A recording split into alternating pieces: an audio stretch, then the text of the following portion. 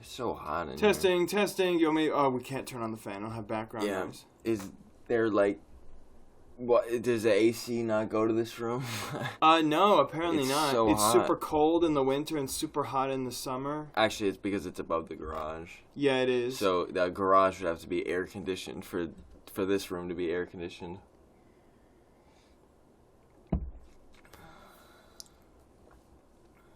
That's it. Thanks for tuning in. Yep. See you next time.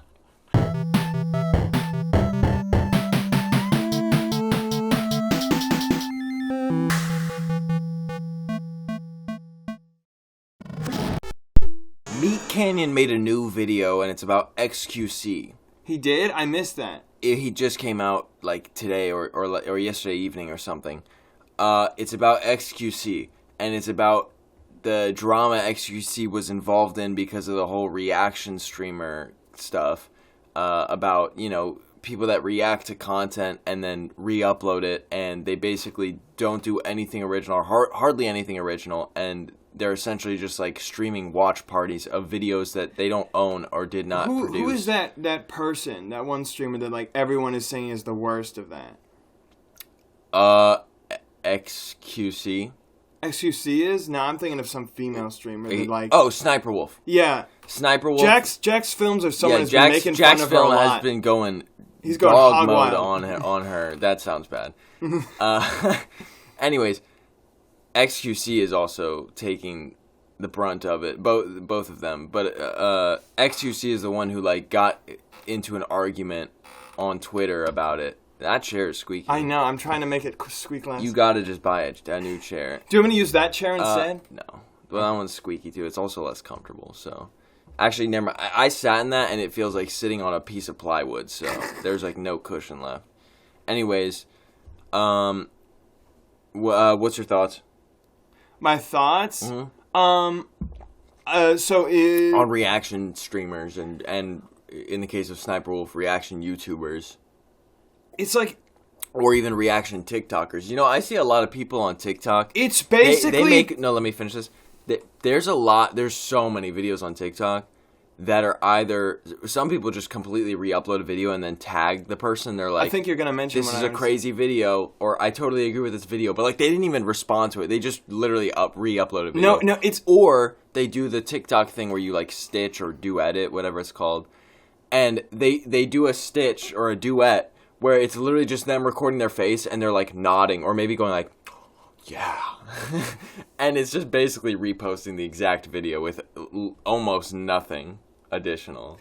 I was going to say, it's like the slightly less substantial, but he's drinking a glass of water and he's really enjoying it. That was big water propaganda. I bet you're thirsty now. Dude, we got to get that Brita filter or whatever you want. So I can drink our well water and feel all natural. Yeah, you should do that. Anyways, here's my thoughts. It's almost like, I assume, well, first of all, you mentioned MeatCanyon. I know you're a big fan of the guy. I didn't see this video. I almost wish I did. Because I know when you first, I think we brought him up first on the podcast, MeatCanyon. You were talking about like his video he did on like the guy who was trying to lose weight and there's like... Nick Cicado? No. Just a random guy who's losing weight. It's like a fictional character story. Oh. And it's Tony the Tiger, but he's like grotesque. Oh, yeah. I did. And you're like, this is such good commentary. Dude, it was such a good video. And that was an old video. I mean, that was a long time ago. That was years ago. But yeah, he's awesome. He's a great animator. Well, here's the thing. Well, they're like a team now, right? Obviously, yeah. But here's the thing. I've almost sort of lost interest in the guy. And so that's why I wish I could have seen this to like see how it holds up against other stuff. His stuff just doesn't seem as interesting to me. Both like because like I said, when you brought him up, it was like this is such good commentary. This is such good almost satire or such a statement. And it seems like a lot of his videos are trying to do that. But lately, like I don't even know how or in what way. Like he did one on Dream a while back, and it just seemed like pure absurd nonsense. The one where he turns into a moth and flies away. Yeah. That one I think is a little bit more just for the meme. But I mean, I don't have a problem with that. Like part of it is also him just animating and making crazy stuff for fun. Yes, to some extent his content is just absurdism, and I think in some videos more than others he just leans into that just for the fun of the absurdism. That's what I figured it was, although I didn't find it as entertaining. But if you want to find one with a deep meaning, watch the XQC one that he just did. Oh, now I feel like that one was. Do you want to stop the podcast right now? Have me watch it and then come back? No, but well, maybe. I mean, we could do that. There's nothing stopping us. Or we could react to it on the podcast. It would be meta, because we're talking about reacting. It would be meta. You just destroyed the ears of all of the I'm sorry, viewers. I'll cut that out. But I was going to say, in terms of... Because I can get that if he's not even trying to make satire or commentary or anything. But then I watched this video he made on, like, the Mario movie. I think it was him. He did make one, right? On the Mario movie? I think so. I don't... Or was it someone else who has a similar style? That. It might have been someone else who has a similar style. I don't think he did. Somebody made one. It was the grotesque-looking animation style. So maybe in my head I thought it was him. And it was like making fun of the sort of, I assume, making fun of the sort of black or white opinions people seem to have on the movie. Like, oh, this is peak cinema or this is garbage. But like... Oh, wait. I think he did. Yeah. But the way it was presented, and I don't want you to think that I'm mad at it just because I'm a fan of the Mario movie, because honestly, I almost enjoy it more ironically than anything. And I'm not like the biggest fan. I am a huge Mario fan, but not necessarily for the movie. This one. Yeah. It's where it's like takes place in the theater. I just thought it kind of fumbled whatever message it was going for, though, because by having the audience and Mario be like two separate characters, and Mario being the one who gets all angry, it's almost like they're saying Nintendo wants you to think that their movie is high art, which I don't necessarily think they are. It's more the reception of like critics and fans that all this sort of controversy comes from. And so it kind of lost its point on me and just seemed like insane ramblings. And so it didn't hit for me, the commentary on that one. So, but if you're saying this XQC one is really good. I didn't like the Mario one either. In fact, I forgot it. That's how much. That's how unmemorable it was. He repressed it. It was so But the XQC one I thought was really, really good. Are we about to get meta and watch it live? How long is it? It's 3 minutes, 42 That's seconds. That's not too long. Okay, wait, hold on. Yo, what if I just, like, speed through it so they don't have to watch the whole thing? Look at the way he drew him! I know. Oh my goodness, he looks like Ridley! Like, you don't even have to even, like, put together, you know, like, what, this is crazy, chat, you know, like, it's crazy, you know, like, it's kind of insane, you know, when they do this, you know. I'm pausing. I just want, you watch along with us. Pull up the video. Or I guess we could play the video on the podcast. Man, we could get so meta. Dude, he could kill someone with his items out. What am I even looking at, chat? Like, this is insane, you know, like, it's absolutely wild.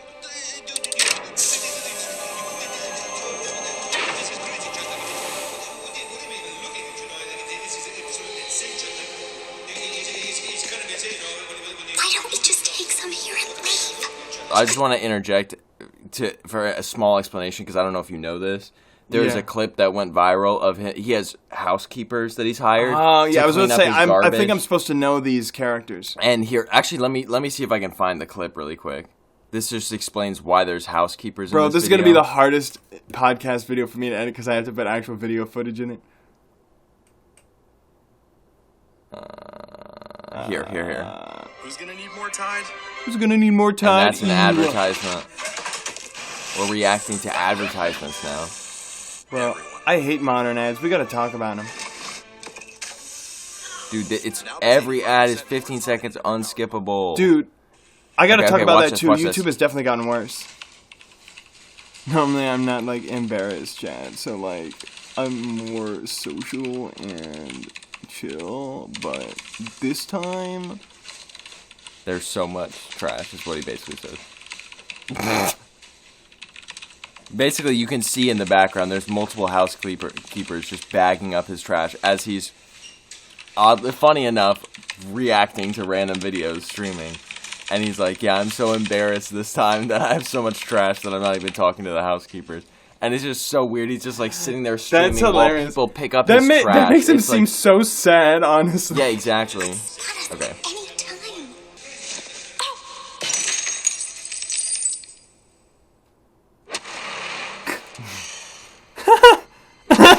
It's like Tim Burton. I know. I was just to say he looks like Goofy scary. Come on, let's go! Someone's trying to steal my treasure. Okay, This is pretty peak, I gotta be honest. The comment... Oh my goodness. Wait, pay attention. Pay attention. You have to understand. I will say, I get squeamish at this kind of, like, grotesque stuff. But this is definitely higher quality than the things I mentioned before. The comedy mixed with the grotesque imagery and the quality of animation.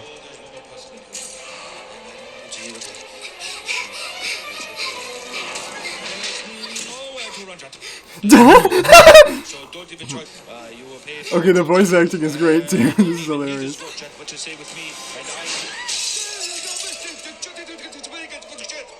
This is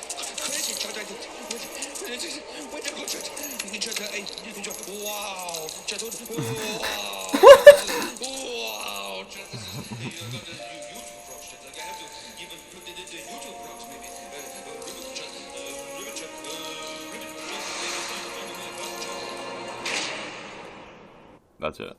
That honestly, that was pretty good. Yeah, Pretty good. Is good. I'm not one to give out grandiose compliments, but Okay. that was what I expect from MeatCanyon. MeatCanyon is back. You heard it here first, Oh, folks. apparently that's not what you expect from MeatCanyon. Well, no, I was just saying. Recently, I felt like there was a decline, but that was based off of a few things I had seen. That is what I would normally expect from them, which is good quality. Well, now you can give me your thoughts, I guess.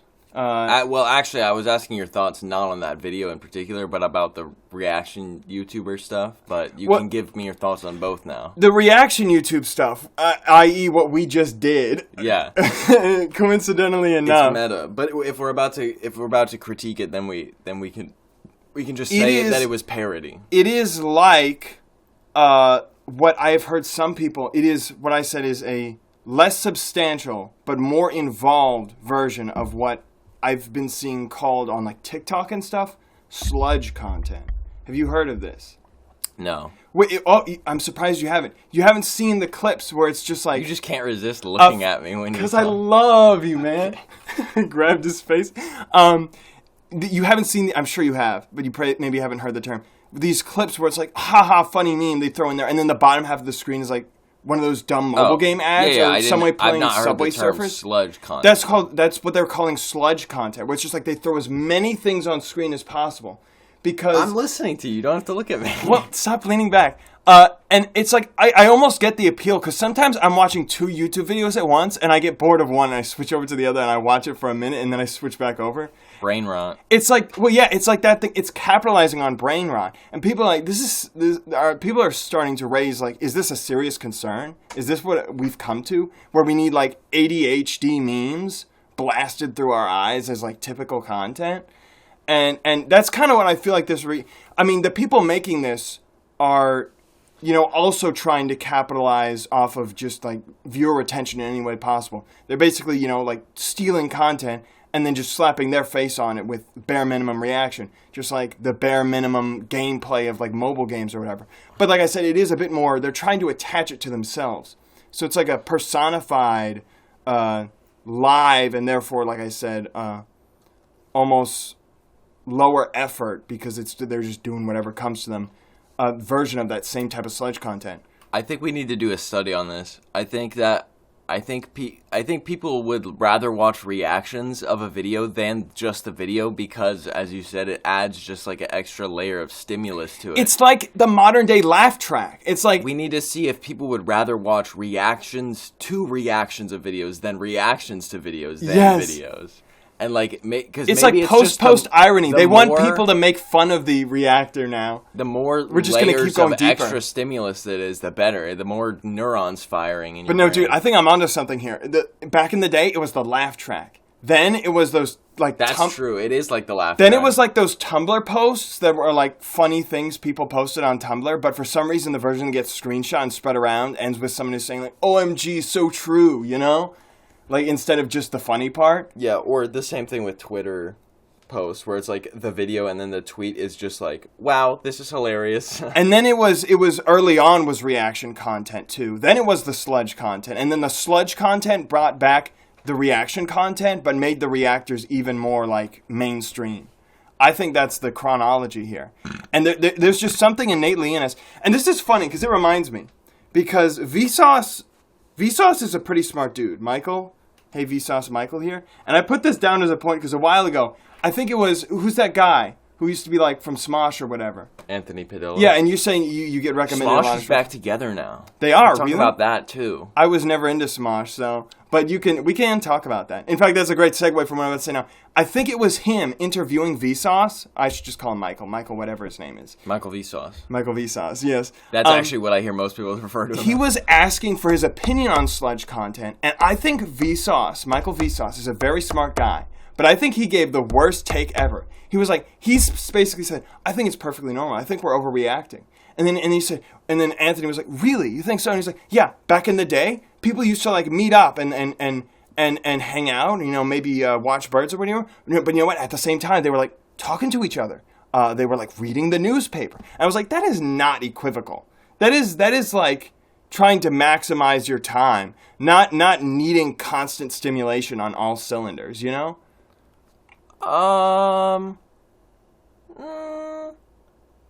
No. I think he has a point. I think the point is, though, that maybe not that he's saying that the sludge content is a good thing, but that it's normal that we want that. But I think the problem is absolutely. that this sludge content can become at like an asymptotic. It's like an asymptotic increase of sludge, but it will never reach the same quality as like actual human interaction. Yeah. So it'll always be going further and further, trying to get to that example of, like he said, what we would do in real life, where we like talk during some activity. Yeah. But it can never replicate that. So I agree in some sense with what he said. But that's mostly what I'm saying. Like, you gain something from talking to someone, from reading the newspaper. You are informed, you are communicating, you are establishing connections with people.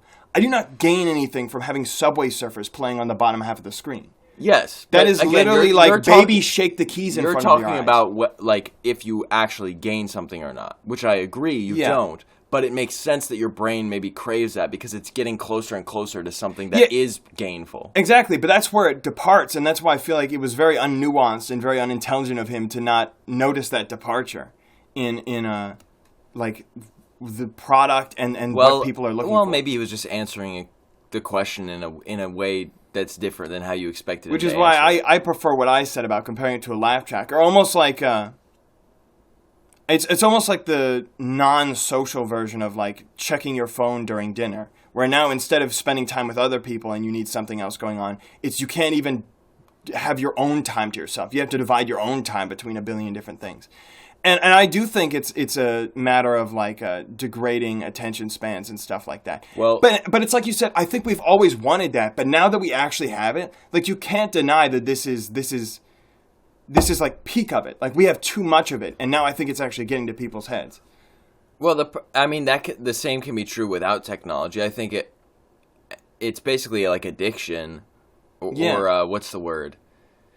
Basically, I mean, yeah, it's like addiction, where anything in such a high quantity is like, it makes everything else unfulfilling. If you have something that's good and like you respond to positively or is like pleasuring, and you do that too much, then then everything else in comparison is like pales in comparison.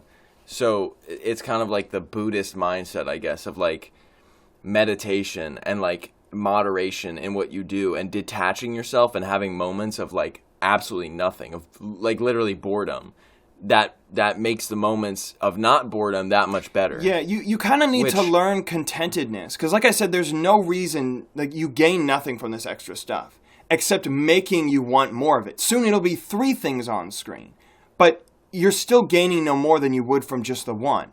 So you need to almost learn to be content with what you have, the one thing, because that's what real life is like. You're not going to be at your job while a carnival is going on unless you're me. Nice segue there. I'm employed. Well, we're not done with the reaction talk. Oh, I was going to say. But you can remind them that you're employed. I was going to say. Employed. I was going to say happy day after Labor Day. For us, it's the day before Labor Day that we're recording this, but I'll be up the day after. This is my first Labor Day of gainful employment, and yes, sometimes the carnival does stop by outside my workplace. and you get to have as much free food as you want. Yeah, on company I had cotton dollars, candy. on company time. Not on company time. It was after you got off work. No, right? actually, it was an hour before. On company time. On company dollars. Dude, I'm gonna be honest. This is like, it feels Freemasonic. Like I feel like they're trying to distract me from something. You know what the problem is? You get a college degree and you get to have a job like yours, where you get free food and That's all. Yeah, and free that's money what they're trying to get me distracted from. while you don't do work. But then people who, no offense to you, Jonathan, people that literally work twice as hard as you, or even maybe twice as I know they are skilled at whatever they do, that could literally be like a like a fast food or barista type of job, like service job, get paid at like nothing basically, relative to how much living costs nowadays. And you know what? Technically, food is more important. And the only difference, difference is that one job, one career is considered more sophisticated, and it's mostly because of the presence of a college degree or the ownership of a college degree. It shouldn't even be based on sophistication. It should be based on utility. Like I said, food is technically more important. I don't have a problem with you getting your free cotton candy carnival on work time. That's great. But I wish everybody could have that. Like, it's not you're not the only person that deserves that just because you paid for a college degree. I don't deserve it at all. I'm gonna be. I gotta vent about this. I have not been working as hard as the average person, or as I'm not capable of working hard, honestly. I feel incredibly guilty about it, and yet somehow I am keeping up with my work. That's just how everybody is, though. I know. That's just like imposter syndrome. I think you don't realize that that's just normal. But that's maybe it is, but it shouldn't be. But there are people. It's normal because nobody likes their jobs because. But there are people who work way harder and have to work way harder, and then exactly. But it's in a. You guys deserve what I'm not getting. a professional job, so they don't get any kind of compensation for that. I hate the advent of the college degree. I wish it was never created. I know. I wish you could pay to go to college, and they didn't give you anything. Listen to me. You don't graduate, they don't give you anything. You pay for your classes, you pay for however many years you want to attend a college, and you can talk about that experience, and you can use your knowledge to prove yourself. Prove by your own means, to prove to other people that you're worthy, to prove to interviews or companies that want to hire you. Half of the I know people in computer science pursuing my same degree that, I'm going to be honest, are stupid. I was about to say, half of the people who get their stamp of approval from the college system, they didn't even earn it. I know a guy that's my grade, and he came to tutoring. I'm a tutor. He came to tutoring for a class about, it's basically like HTML, CSS, and JavaScript applications. And it is hot in here. I know HTML, CSS, JavaScript, but this guy comes in, and we're talking like basic, bare bones level stuff of just getting started in this class. Like, this is the first week. This is just introductory stuff. And keep in mind, this is a third-year student. So he's already taken stuff as advanced as, like, learning assembly language and C. Like, stuff that should be really complicated. HTML is, like, a million steps down from that. And he's clueless. And I know about this guy in particular. And I know from other people that he is clueless, and he was clueless in those other classes, and he basically cheated his way through and, like, scraped by up to this point. And he will probably get a degree, and he will probably get a job, and even if he doesn't keep it very long, he'll be able to probably rotate through jobs long enough that he can make a bunch of money with a computer science degree, literally knowing nothing. Or literally knowing way less than somebody without a degree could learn for themselves just by using tutorials on the internet. This isn't the same guy who was surfing off the backs of the tutoring service. No, that guy got kicked out of computer science completely. Oh yeah, by the way, we're back in the same room also because Labor Day weekend. I'm home for the weekend. Yeah, so that's why we're back in the same room. I drew in like. I stayed up like overnight to draw that random background of Jason's like study center, so it would be accurate. It's called amortized runtime. You did it once, and it was a long operation. But now all the other podcasts we record when we're apart, you can use the same background, so it'll run in constant time from here on out. And I can remember to add a little drop shadow below your notebook, so it doesn't look like it's like think about added. You drew that background in constant amortized time. I have not heard that word. That was a computer science joke for any of you out there who get it. Oh yeah, I've never been good with terminology. I always forget that stuff. It's an advanced algorithms term. So you maybe not I gotta look it up. have ever learned it really. It's okay. I've invented advanced algorithms. I'm like that guy who invented calculus but didn't realize somebody already did. Like it's like that. Sure. Yeah. But yeah, that. Of course. I was gonna say is since we're back in the same room, the room that you're seeing now that is a sort of like a comical exaggeration of our room. Can you add heat waves to this podcast? 'Cause holy cow, it is sweltering in here. Dude, holy moly. it's worse because we had to close the doors to get like better audio quality. Well, I want to say about reaction. You never let me finish. He's got the certificate of appreciation up on his wall for calling out the guy who was essentially cheating through all of his classes. It should be up in the top right corner, covered up by like some other junk. Oh yeah, you finished. That is not what the certificate was for. But Wait, okay. I thought it was. Well, it was for that and other things. Also, just because you're awesome. Because he got like more. He was like the mascot of the tutor That's what center. it was for. It was because I did the most advertising of going around and telling people to come to tutor. He was literally the mascot. But yeah, we never finished the reaction. You also finished, but you know what we did finish, or you more specifically, your little wooden boombox, and I added that. It's also there. You can see. I did finish that, and it plays. He was music. gonna paint it green and purple. Instead, he just decided to stain it and put some covering over it. It was the covering I was always gonna put over it, but yes, I decided to stain it. And now it looks awesome. He's such a handy dude. Thanks. Anyways, reactions. Basically, I think We just, dude. Well, wait, all hold we on. We talked just got about- meta again. You know, we were talking about like ADHD content going back and forth. We had to interrupt our conversation with a million tangents to keep we're dangling the shiny keys. But again, that's just the real world. That's just how we. More so, conversate. that's great for a podcast because honestly, that's just real conversation. That's just how That's it what be I'm saying. sometimes. That's just It makes the conversation. timestamps difficult for me, but that's how it'd be. It would be meta if you started playing Subway Surfers over our podcast. Honestly, if you did that, if we made Subway Surfers podcast mini clips, that would go. I mean, it would be easy. It would be too easy. Like put it on shorts. Yeah, dude, we'd be famous in a week. But it's like, do you want to sell out? Do you want to sell your soul like that? Anyways. You can get away with anything if you do it sincerely, but tell people that it's ironic. I know, that's the line I try to tread with my YouTube And it's channel. kind of sad because somebody could legitimately like make good social commentary and like raise awareness to something doing it ironically, but then someone could do the exact same thing, but their actual purpose is just to like benefit off it unironically.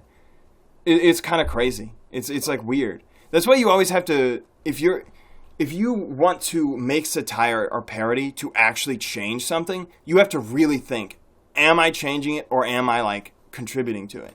I Because think it's a very fine line. that people watch reaction YouTubers, streamers, because they're familiar with those streamers, but so basically it's like a I was gonna say XQC didn't always used to be this way. it's like a what's the word?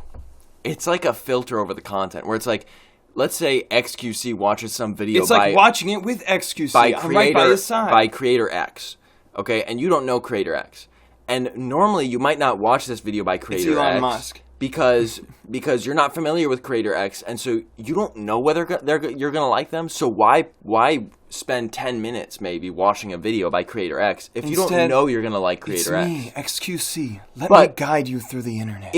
Let me show you the XQC watches a video by creator X, suddenly you're not watching creator X. You're watching XQC.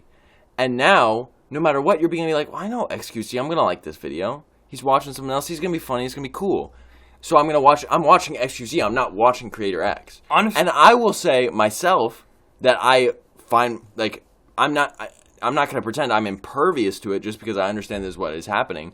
I am more likely to watch a reaction by somebody that I do know of a video than just that video, because I it's like more of a guarantee, like I'm gonna like it because this other person I know is reacting to it. It feels like you're not branching out into something new, and I think that's a lot of what it comes down to as far as why those videos do so well.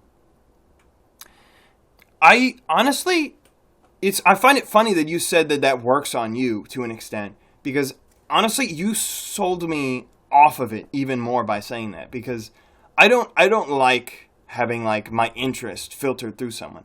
I like to be my own person. I'll go out and find my own stuff. I don't want somebody saying, here's my recommendations. Or did you see what so-and-so did, and expecting like their existence, their identity on the internet to be like a stamp of approval. I don't like that. I'm going to be honest. The only 2 times I've ever seen someone react to something, well, actually, I can just end it there. The only time I've ever actually been invested in the idea enough of somebody reacting to something that I stopped and watched it was, I think there was one where like Germa was reacting to like some memes or stuff, and I just find that funny because Germa's funny, and not in that sense that I trust anything he reacts to be funny, but because his reaction will be funny. And I find his sense of humor funny in itself sometimes. So him laughing at something that I don't even find funny can be funny. That's exactly what I'm saying. Oh, that really? That is exactly what I'm saying. Yeah. That was like exactly my point. Oh, man. It's like, I don't know if I'm going to like Creator X, but I will like somebody watching this, Creator X or Creator whoever it is, because I like this person. Well, I know that I'm going to like their reaction. Well, then, apparently Germa is just the one exception to me, but you know what? I've always said Germa is not like other streamers to me, because he always goes the extra mile. Like, other streamers are just like, hey, watch me do a thing, and then that, like, exist that anyone can do, like play a video game. Like, you can buy it and play it yourself. Germa's like, watch me build a house and do, like, a live performance of a comical play. Yeah, I was going to say... Watch me create a baseball game. Probably the only videos... And even his reactions, I'm sorry, I just wanted to finish, I feel like he'll laugh at something and then make like a whole skit based off of it. It's like he always goes the extra mile and creates something. It's never just reactionary. It's reactionary on top of it. He goes the extra mile and does his own thing. Probably the only videos that I actually do watch Shout out to German. that would truly be considered reaction videos are videos by Hassan. And he is notorious for being like the least reaction or the least like XQC style reaction YouTuber. The least reaction YouTuber. Like people have made videos like of where he like watches a 10-minute video and it's like a 30-minute video that he makes reacting to a 10 or 5-minute video. But seriously though, sometimes it's annoying. I'll watch Hassan watch a video and he will pause every 10 seconds to say something. But dude, so I guess in that sense it is. You talk about Hassan a lot. He does sound kind of annoying. I have not seen any content by him. I watch it for 2 reasons. I watch it because it's mostly how I get my news, or like learn about like modern events. Because now that Twitter's kind of dead, like Twitter used to be how I got my news, which back in the day isn't as scary of a statement to say as it is now. Yeah. Now it's like if you get your... Well, you can't say it anymore. You can't say you get your news from Twitter. From X. But dude, I've seen like 2 different people make the same new punchline now, where they say Twitter and then they say I'm not going to call it X, but they basically just did. But yeah. Everybody is saying that. It's kind of like a way of making sure you get both keywords in there. Yeah. But still sound defiant. But yeah, I don't watch TV. I don't have any kind of like TV. I don't have any kind of Netflix or anything. And I don't have any kind of like streaming services basically where I can watch news, or TV where I can watch news. So literally I have to get news and like current event stuff through somewhere. And it just so happens that is usually Hassan. Dude, that's why I subscribe to Omni. Why would you subscribe to like a political guy? I just want a guy who just gives me the facts. Because makes it politics funny is interesting to me. Politics is interesting, but it's stressful. I've been looking for like political YouTubers who I can tolerate watching. And there's always like, I always like watch them and I'm like, okay, you're relatively well balanced in your views. You've got nuance, you've got whatever. And then they have one video that just rubs me the wrong way and I'm like, Oh, well, that's how Hassan is. Except it's every video. Exactly. At least one part of it will rub you the wrong way. And probably no matter who you are. Here's the thing. I just have to detach it. I'm just like I'm here to think on my own and I just take the stuff that he says and I think about it for myself. Well, see, there's the thing, and though. that's how I basically get my news. But that's the thing, though, the detachment, because I didn't want to sound like I'm some guy who's like, oh, you disagree with one facet of my political views? Ugh. I just mean, obviously, I will come across something like that where I'm like, oh, I differ. But then, obviously, I can step back from that and be like, well, we're different people. We're coming from different backgrounds. Of course, we're not going to see eye to eye on everything. But, like I said, it's only a few times that I'll be like, I mean, relatively speaking. Obviously, you never agree with anyone completely. But it's funny then that you say you're like that all the time. And then I'm like, well, then that's a lot of like effort you got to put into detaching then if he's constantly saying stuff that's like rubbing you the wrong way. That's just kind of any politics in general, though. You True. kind of have to when you're thinking or talking about politics at all. You kind of have to be like thick-skinned, I guess, in the sense that you have to sort of detach it from reality. Well, I'll give you this then. I'll give you this. Because in a way, politics is detached from reality. Like politics. Seriously though, politics is kind of like a show. Yeah. There is no such thing as politics when you're talking about an interaction between, say, 2 or 3 people. Politics is basically not a thing if you're actually having a human conversation with somebody. Because, I mean, what? You're giving me like a side eye. Oh, no. No, I'm not trying to. Oh, I thought you were giving me I'm not trying to give you the Ochi side eye. It was that thing where you have an expression on your face and then over time it slowly goes away and you're just listening to someone. So I basically just think, okay, what is the state of... And it's because I was facing the mic but looking at you. What's the state of politics right now? I'm just curious. I want to stay updated on that. And yet, it's somewhat interesting and it can be frustrating, but then that's just a mentality you have to have when you're hearing anything about politics is like, this isn't real life. Like, it's real life in some sense, but this isn't, like, how normal people... This is the lens in the modern day that we're forced to look through modern, real-life issues. Yeah. So I would advise anybody be good at the skill of detaching politics from reality, because it's a distorted form of reality. That's a good takeaway, honestly. I was going to say... You know what actually the worst thing about watching Hassan's video is that he doesn't know how to do his audio right. And he talks so loud, but he doesn't quite normalize the audio correctly, and it actually hurts my ears listening to his videos sometimes. Like, it's painful. It's just he needs to just talk quieter or something, but he yells. New Hassan ASMR. I was going to say... would never fall asleep. I was going to give you points for if you intentionally listen to his stuff knowing you disagree with him on a lot of stuff. Because you're trying to get like challenging viewpoints on something. Oh well, I mean, if we want to get because I think that's important. If we want to get scary up in here, I'm gonna be honest. I watch Ben Shapiro sometimes. Oh my goodness, I didn't know if you were joking when you said stuff like that or not. Oh no, I can't stand Ben though. I just can't. He's just too smug. Well, here's the thing. Sometimes I watch Hassan reacting to Ben. He's just such a jerk. He like doesn't deserve to have people talk to him like on a legitimate basis because he won't treat them like humans. Sometimes I watch Ben Shapiro's Snapchat stories because they get recommended to me. Sometimes, very, very rarely, back in the day, I would watch Tucker Carlson back when he was still on Fox. And dude, wait, really?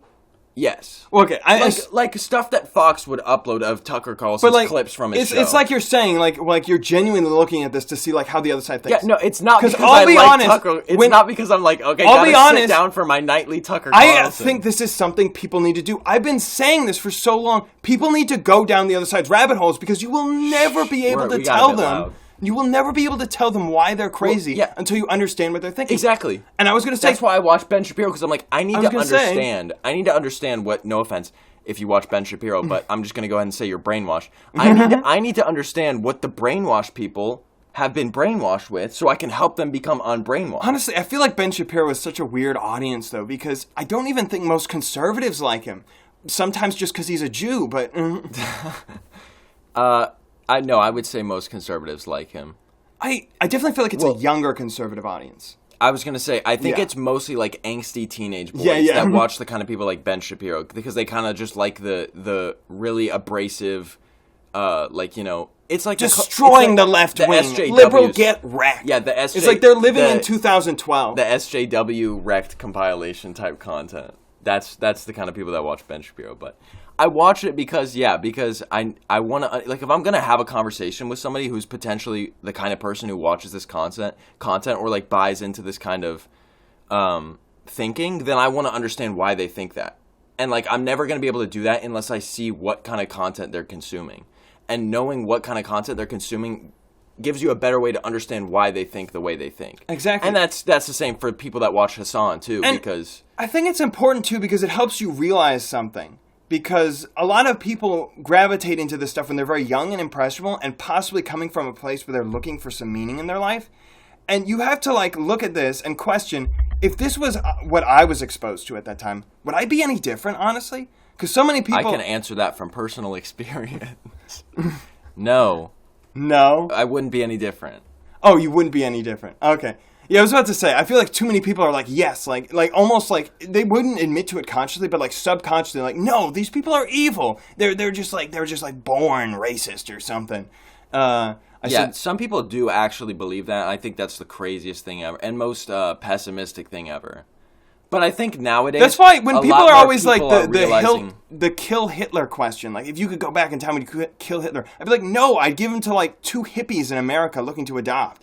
Yeah. And he would grow up to be a completely different person. Well, that's a lot of people. Hassan gets a lot of hate, obviously, but which I think just comes from the nature of what he does. But if there's one thing I do really respect about him is that sometimes he just straight up makes fun of or insults people who are conservative or on the right, which I don't think is productive. Yeah. Although I do think usually it's a joke. Still, it's not always necessarily the thing is, a productive joke to make. People are gonna, on your side, are gonna look at that and either not see it as a joke or see it as a joke, but they're just gonna continue to pester the other side into anger. Or the other side is going to see it, and they're not going to see it as a joke. They're going to see it as like an attack on them, and they're just going to get even more defensive and even more closed-minded. Yeah.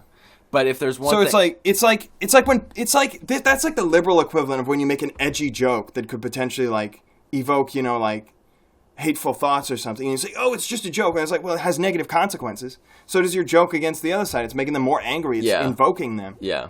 But anyways, Hassan does talk a lot about. He calls it like the pipeline, the conservative pipeline of like people that watch Ben Shapiro as like kids or teenagers, or like he talked about a lot with Andrew Tate. Like it just blows up on TikTok or whatever, or YouTube. People watch it at a young age and they just kind of start to think that way because they're impressionable and that's what they keep watching. But he talks about how like he talks about helping people understand they're in that pipeline of being like fed stupid brainless content, or he talks about people like people in rural areas, for example, like impoverished areas that are like super pro Trump and everything, but it's like, but he doesn't clown them for it because it's like they've basically been conditioned to believe that Trump is helping them in some way. Like Trump is specifically looking out for those people. When the hardest truth is that honestly there are at least. Well, sorry. Basically, no politician is looking out for those kind of people, unfortunately, because they're not rich, and all politicians are essentially, at the end of the day, looking out for rich people exclusively. But anyways, it's like you can't blame those people, and I don't think anybody on either side should blame the people that are basically don't know better. Yeah, but that's what I was going to say, is one of the hardest truths also is that if you look hard enough, there will always be a non-zero and sometimes even sizable amount of people who are genuinely helped, albeit obviously indirectly, because politics is so many middlemen, by any political figure, including Donald Trump. And from their perspective, where they don't see the harm that anyone like that could do to anyone else. That is also true, yeah. They're just like, well, this is a definitive good for me. I don't see the problem. And so then when people attack them for believing in something that they know has helped them, then that just triggers the automatic like villain response to them. Yeah. How can you not see them that way? Yeah, because it is, some people's reality is maybe that Trump was the greatest president ever for them in some way. For them maybe. specifically. For them and not even necessarily in a bad way, like not even in a selfish way, like not from their perspective at least. And it's just, we need nuance, people. That's what I was going to tell you actually. And you've confirmed this now. I think it's better because you will fall down the pipeline if you only look at people who you're looking for to like challenge your beliefs, because then they eventually will if you don't have any other input. But so I'd say it's good to get it from both sides, and not always extremes either, because you don't want to become like purely exposed to extremist stuff, because then that's just going to mess with your head. But the fact that you're looking at Ben Shapiro from a mostly critical standpoint and Hassan at the same time, I think that shows you're getting both sides and you're just sort of trying to understand. And I also land in the middle as well. There is the greatest political show that I've ever watched. It is not like a political commentary. It is it is like only news. I believe. Recommend it to me. I've been looking for good politics. It's I believe that's about as unbiased as you can get. Period. With any kind of news show is a Snapchat exclusive show called Good Luck America. You may have seen it before. Yes. It's hosted by Peter Hamby, who was a former CNN reporter. and I guess he left CNN, and he just started up this show where he's like the main guy on it. I think it's just a small team of that's reporters. actually awesome. And it's a Snapchat exclusive, which is a kind of unfortunate because I wish I could watch it somewhere more convenient like YouTube. I wish other people could see it somewhere more convenient. But I've seriously turned on notifications on Snapchat for his show whenever a new episode comes out. I watch every episode, and to be honest with you, even more than Hassan, that is definitely where I get my news from. That's actually he for example, he traveled to Iowa to report on the Iowa caucus that was happening with the Republican candidates at the Iowa State Fair and all that. And it's just straight up news. It's just straight up information. It keeps me in the loop. He's a funny guy. He's got a cool reporting style. So if you want to watch just a straight up news, unbiased, middle of the road show, I highly recommend Good Luck America on Snapchat. It's a fantastic show. I've been a fan for years. Dude, if we could have Peter Hamby on this podcast, I would do it. He seems like an awesome guy. Dude, that would be awesome. But no, dude, that was like a deep cut for me because I've only seen one video by Good Luck America on Snapchat. I rarely ever click on those things, but I did click on it just because something about the title made it seem interesting because I wasn't sure. I was like, surely he's putting some sort of political biased sway on this, whatever the title was. And then I watched it, and it was funny, and he made some jokes, and he poked some fun at some stuff, but it never felt like he was digging too deep to call somebody out on some 7 connections away that he was trying to promote his own view. And I walked away from it, and I had chuckled, and I had never rolled my eyes, and I felt informed. And so, yeah, dude, if they're all like that, I totally see where you're coming from. 100%. It's such a good show. I've been watching, I think, since 2018 or so.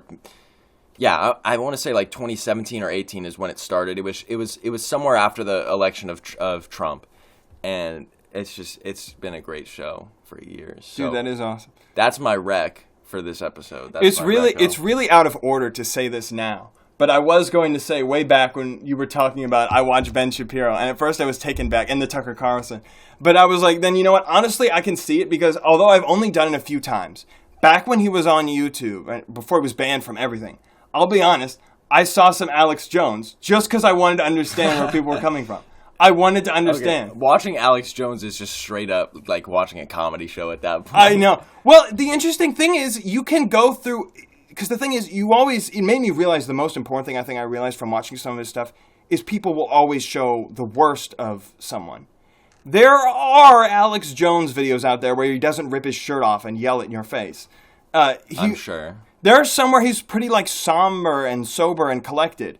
The stuff he's talking about is still pretty crazy and far-fetched. You're a little loud, just every other word that you say with emphasis. It's a good example because you could go up to somebody who's believes everything Alex Jones says and tell him, oh, he's just a sweaty, crazy guy, and they'd be like, you don't know him, and you don't. And because that's not the best argument against him, but to a lot of people, that's all you see because you don't want to go down that rabbit hole yourself. But that's the only way you'll ever know how to actually debunk this stuff. Yeah, that's why I try to have a wide selection of people to sample from. I just feel like the more, I really do feel like the more, as much as I would say politics is such a stupid game at sometimes, especially the content creation side of politics where a lot of it is just for the money. People like Steven Crowder, for example, he can say the most outrageous stuff he wants to because it'll just generate a lot of attention. Who was the guy who said who put up that booth and said Steven Crowder? Oh, Change My Mind. Change My Mind. Yeah. I'll be honest. I at the time I saw that and I was like, oh, he's actually asking someone to change his mind. He's actually looking for open discourse. That's cool. I don't think he was looking for it. I think it was bait. It was bait. He was looking for people to make content out of. Yeah, exactly. But that's what I'm saying. It's people like that. They literally are doing it for money. And so you have to kind of understand that at some point. But at the same time, as unfortunate as it is, these people that are doing it for the money and are basically clickbaiting and rage baiting for the money, at the end of the day, they are truly influencing people's minds. So I feel like the more you watch of that, the more you can maybe start to get a broader social understanding of where we are as a country, which is an important skill to have when you interact with people in the real world outside of the imaginary world of politics. Because sadly, the imaginary world of politics does have a real influence on people in the real world. But Yeah. What this all came from reaction Yeah. YouTubers, which you still didn't answer the question. Oh no. You answered the questions of human behavior, but the real question I was asking is about the ethics of doing reaction videos and stealing other people's content, quote unquote, stealing other people's content. Yeah, it's I don't think it's transformative enough just to give you a reaction. Can I tell you? Part of the debate that was happening was what's his face? I think what was it? Okay, Some Ordinary Gamers, Mudahar, was flaming XQC. That was the original Twitter beef that they were going back and forth with, XQC and Mudahar. And then there was also the Jax Films thing with Sniper Wolf, as you mentioned. Hassan got partially involved in it because he's largely a reaction streamer, but again, as a political streamer, you kind of are a reaction streamer by nature. So that's what I'm saying.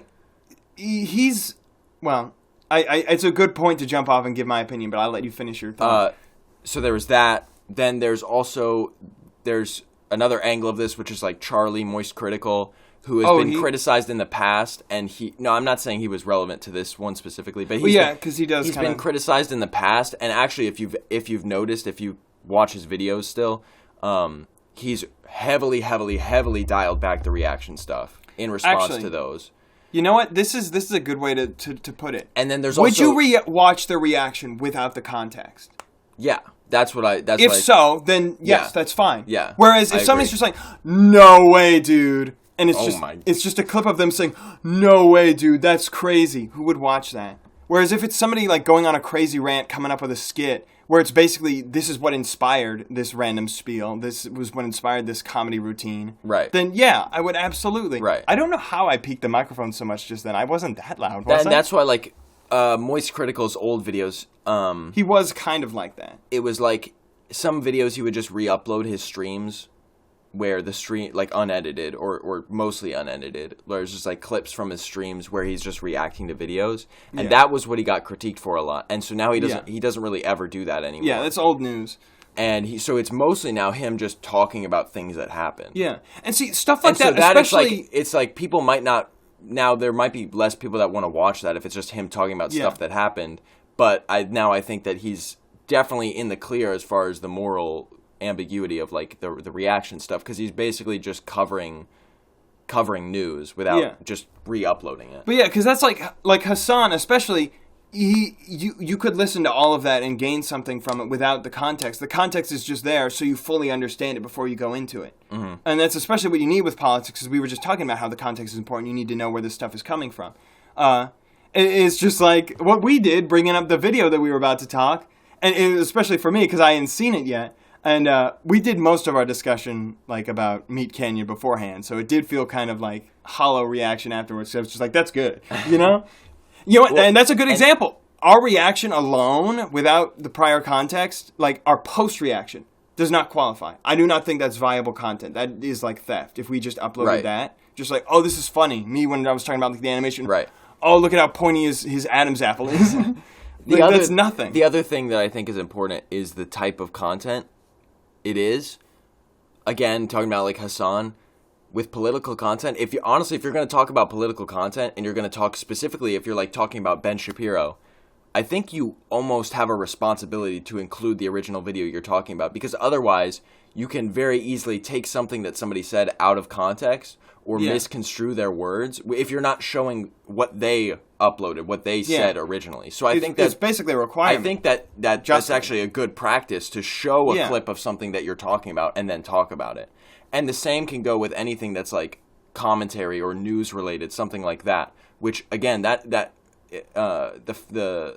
people who made copyright laws in the U.S. agree with that, because fair use says political or commentary. That's where fair use is applied. So again, that's like I think that's a pretty agreed upon standards. Like if you're going to talk about something, then you ought to like basically show what you're talking about, because the context is important for the information you're providing. But then the one video that really got XQC in hot water was a video by Lemino, the guy who does yeah. the really long like video essay type of things with a little bit of like a creepy vibe to them usually. Yeah. He did a video on the assassination of JFK, and XQC watched the entire video on stream. Oh my goodness, how long was it? I think it's like an hour at least. That's what I thought it would be. Or like, yeah, I think it's somewhere around an hour. Watched the whole thing on stream, and I feel like I don't even need to say it doesn't matter how we reacted to it, because again, that kind of content is like, that's basically like a mini documentary, if not a full documentary. Yeah. That this guy made.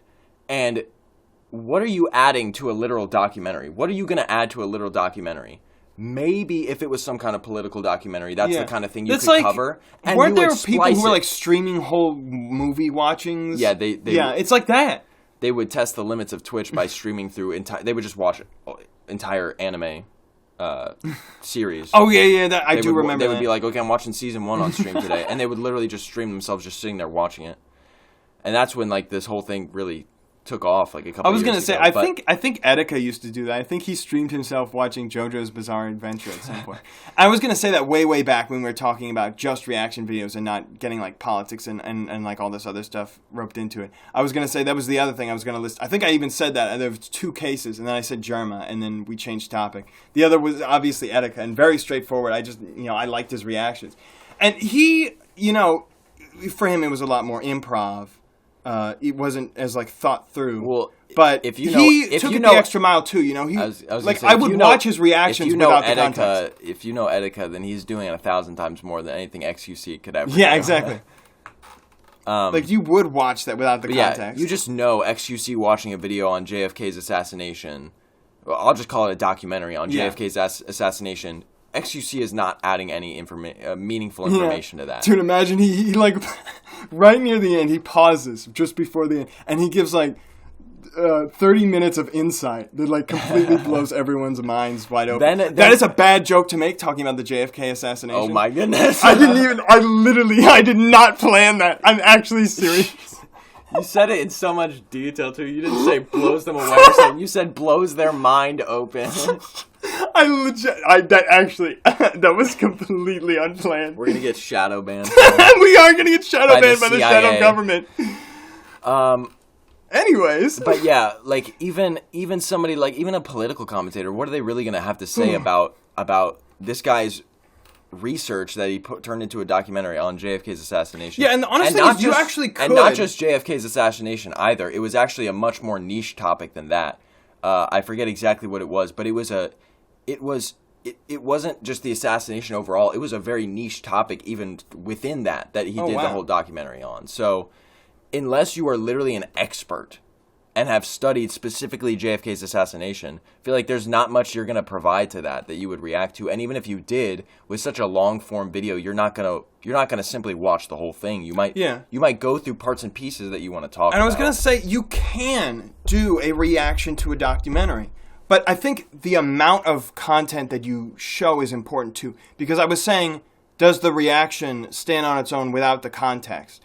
Or would you at least, it may be supplemental, it may be better with it, but could you still get something out of it without it? Right. But there is also the other side of that, which is everything that's being shown from the original context necessary? Like, what percentage? Because I was going to say, you can do a reaction to a documentary. I think I watched a video on YouTube where someone was like calling out like some pseudoscience documentary or something. But obviously they didn't play the whole documentary. They went through a detailed video of their own, debunking it, and they showed the relevant clips along the way, spliced in. They didn't just stream the whole thing and go, that's dumb. But people watching like TikTok compilations, for example. Yeah. Come on. And now, that's not even probably that like damaging to the original creators of the TikToks, realistically. Because TikTok doesn't work the same way. It's just like a million copies of... Like, whether or not you see a TikTok is basically... Wait, hold on. I just got a brilliant idea. Brilliant. Can I just finish really quick? Okay, sure. Whatever... a lot of the conversation about YouTube is, like, these big creators are basically leeching the views from small creators, which, if you notice, that was the reference in MeatCanyon video with like him stealing the eyeballs. Yeah. It was like stealing the views from smaller creators. I like the scene where they all threw up in the air and you could see he was seen out of all. Yeah. It almost is like because he's watching all these videos all at once. It's like a sludge content type thing. Yeah. It's actually interesting how many things they managed to connect there. See, this is good reaction content. This is we're analyzing it. But with like watching a TikTok compilation or like a you laugh you lose type of video. Yeah. It's probably not that. It's a lot different. It's like you weren't gonna see that one random TikTok anyways. But it's still just or you already have a million times. It's still just kind of like brainless content either way. It's like the best and you can do is just I try not react to resort to to that because it's like, But what was your idea though? I was going to say, but yeah, because, people can enjoy their time whatever filler content they want. But, when you're capitalizing off of it through no real effort on your own, that does It just doesn't look good for you. But what was I going to say? Oh, yes. Brilliant idea. Have you seen those videos where people back when it was E3 was a thing. There is no E3 now. I was about to say, actually. Now there's Nintendo Live. Yes, dude. I saw that. Oh, my goodness, dude. They just shadow dropped that. Am I missing something, or did they just shadow drop that? I was about to say, if you think about the time, this plus their last Direct, which was huge, like everyone loved their last Direct, was essentially their E3. I actually think they were planning to make this their E3 if by some miracle E3 came back, but it didn't. But I was going to say, well, actually, I kind of want to say it before I forget it. The Nintendo Live, it got recommended to me on my phone, and I just tapped it. I was like, is this what I think it is? And I was like, it is. It's almost like their E3 things. And I saw it, and early on, they were like interviewing people who were there at the live event, like playing the game demos and stuff. And I'm facing it. What are you doing? You can't just make eye contact with the microphone. Like, it's so, I was looking at it. You're like twitching. You're delusional. You're like fiending. I have ADHD, you idiot. I'm going to tell HR about this. Look at the microphone. I'm going to tell HR about this. Jonathan, I know, I can literally feel your breath on me, so I know you're looking over at me. Anyways, no, dude, my breath just has like a huge radius. Okay, I can see you in the corner of my eye. You were looking at me when I said that. But I'm going to have to make a timestamp about this. I'm just saying. Anyways, there was legit a kid they were interviewing at the beginning who was wearing a Dan Dory issue t-shirt. Like, he made it himself. That's funny. Or got it from somebody who did. And then the funniest thing is, in the comments below, someone was saying, that's my son wearing the Dan Dory issue shirt. And I wouldn't have noticed it otherwise.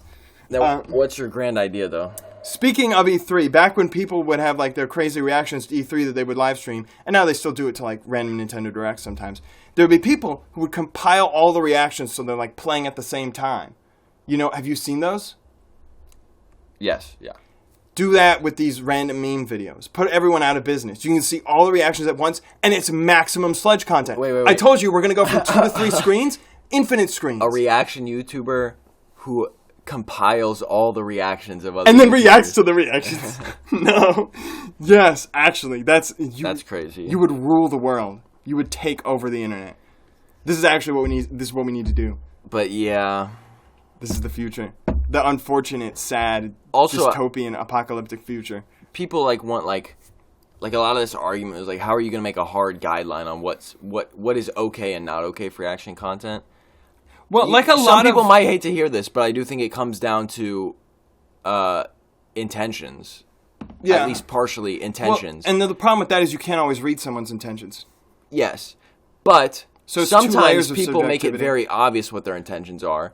For example, XQC basically saying, I don't care. I'm going to watch the videos anyways. Tons of other people do it, so I don't care. I'm going to do it too. It's like... Yeah, that's not a good reason. Yeah, that's I think... imagine saying that about anything else. Imagine saying that about anything else. Yeah, exactly. So, but I'm curious... I could almost be classified as a reaction YouTuber, the content I make. It's actually funny. So I remember back in the day when you were like, seriously, I want to be a Fortnite YouTuber. And I was like, dude, no, don't do it. And then after that, you were like, I think I kind of want to be like a reaction YouTuber. Or you said something like that. And then I was like, no, don't do it. And then you settled on like, I want to be like a review YouTuber. And I was like, okay, that might work. And then you just stopped being a YouTuber. But still.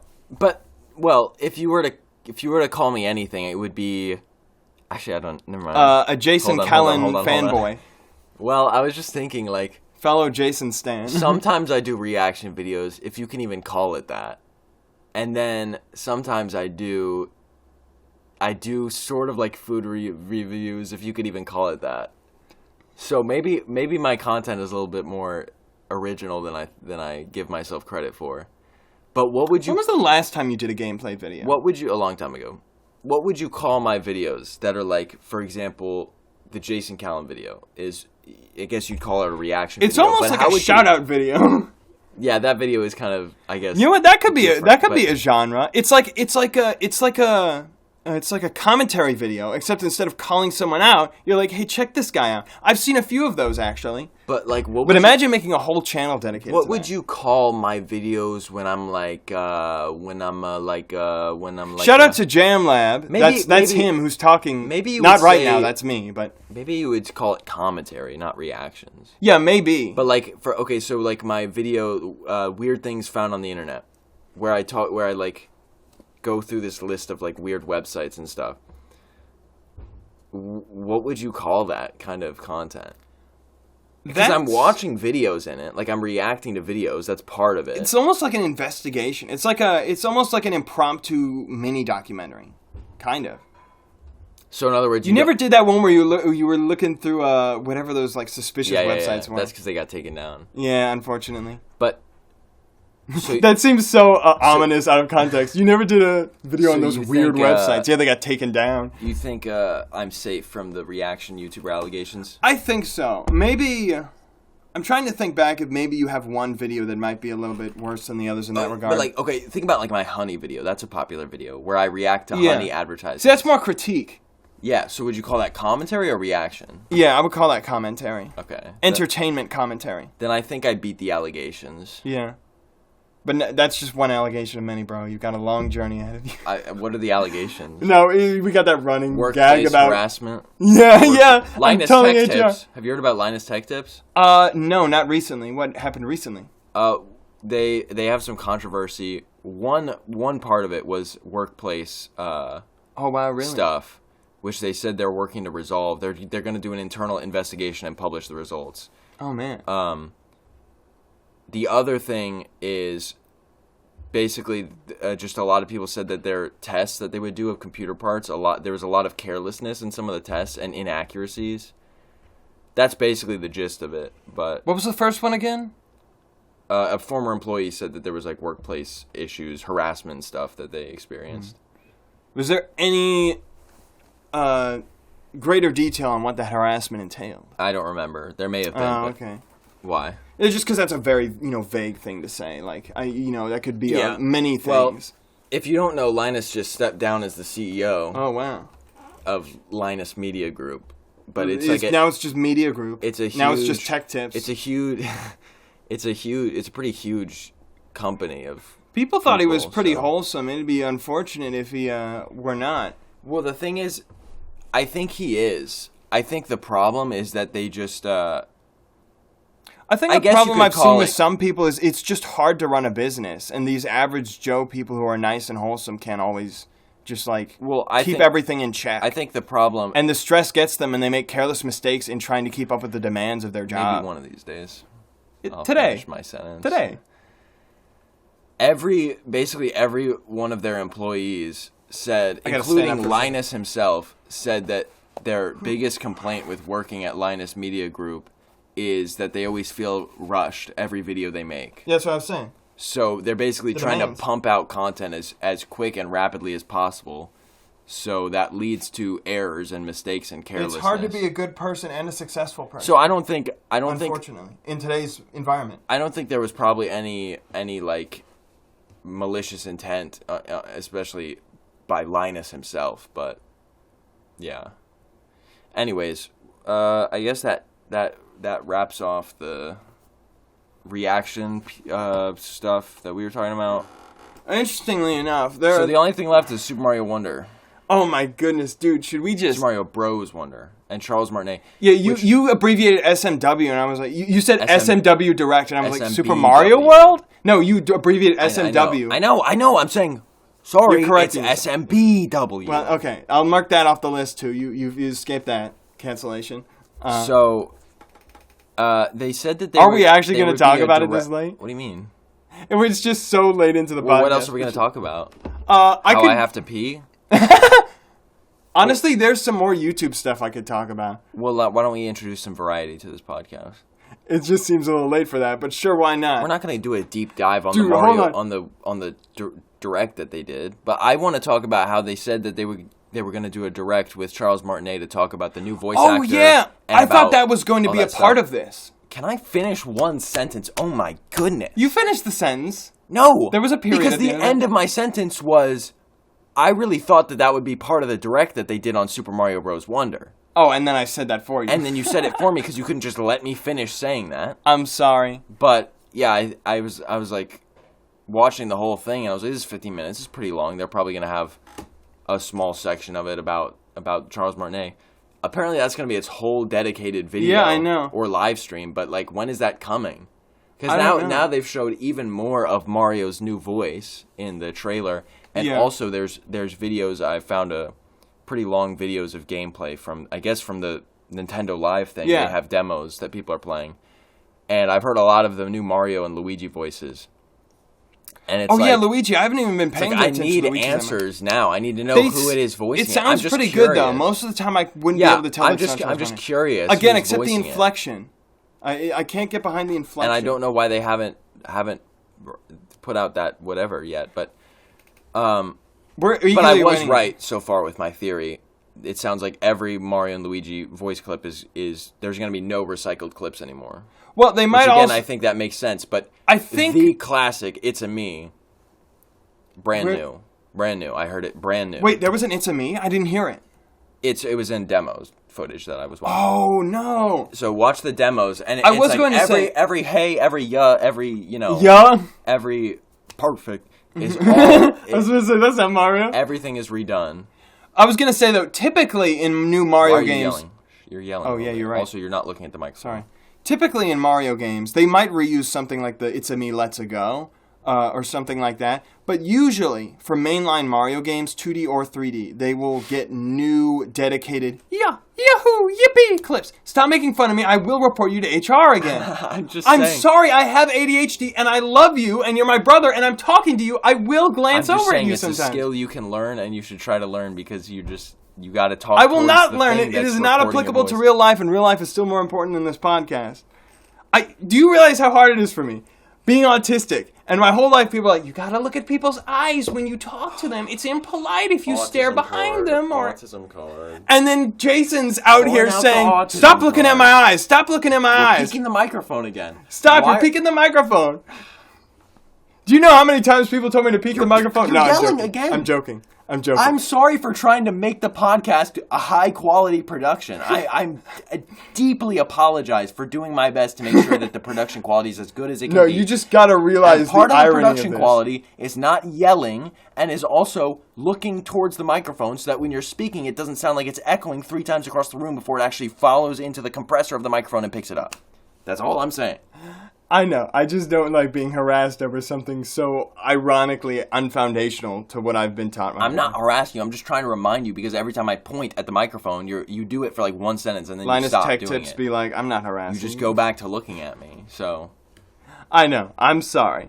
I was also going to say though, it's kind of funny that for the first time ever, I was the one who was like, oh, do we need to get into this yeah, it does feel really weird not even glancing back at you. I'm going to be honest. It just hurts. I'm used to it. I mean, I don't know. Maybe I'm just trained. I'm used to talking to a microphone. I can't do it.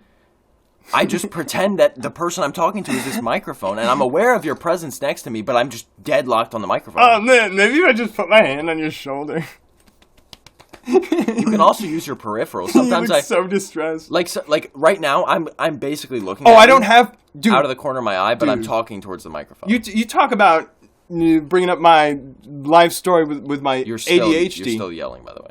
With my ADHD. Here's something you should know about me. You know I don't have peripheral vision. I can't see. I'm tripping over stuff all the time. Well, it sounds like you are barely functioning. You're like a slug crawling. I am. Okay. I am a slug crawling on the ground. I have to pee really bad, so can you hurry up? I was just going to say, I think it's funny that for the first time ever, I was the one who was like, oh, do we actually have to talk about Nintendo or whatever? Usually that's always you.